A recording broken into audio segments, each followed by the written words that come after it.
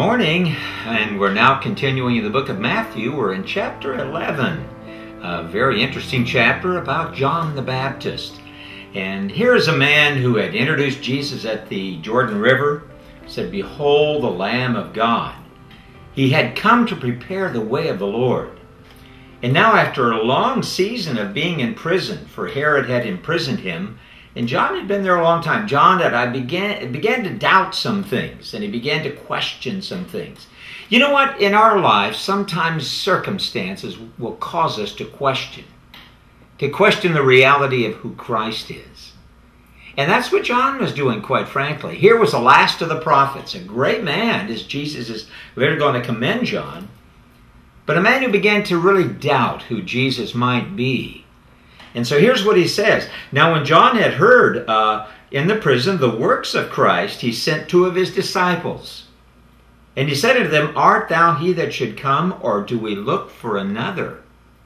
Now the word another here in the Greek, it means another kind. See, what John was expecting maybe was what a lot of the Jews were expecting, and that was a little different kind of Christ than appeared. They were looking for a Christ who was going to liberate them from Rome. And John was looking for somebody who's going to judge the nation Israel.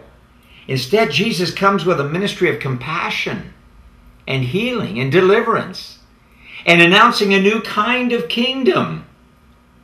It seemed unusual to John, who was the last, really, of the Old Testament prophets. And so it seemed strange to John. He wanted to verify that this was truly the Jesus that he was looking for. And we're going to see tomorrow, the answer that Jesus gave him. But I just want to say this today. Listen, there may be times in your life that you truly question who God is.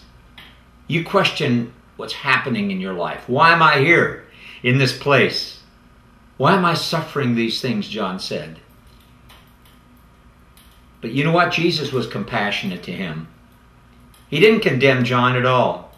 We're going to see again tomorrow how he responded to John. You know what? Jesus has a lot of compassion for us. When we're not always tuned in exactly to where we might be or should be, Jesus has compassion on us, just like he did John. We're going to see the wonderful things he said about John this week. John the Baptist, a mighty man of God, came in the spirit of Elijah. So here we see him now in prison, ready to die.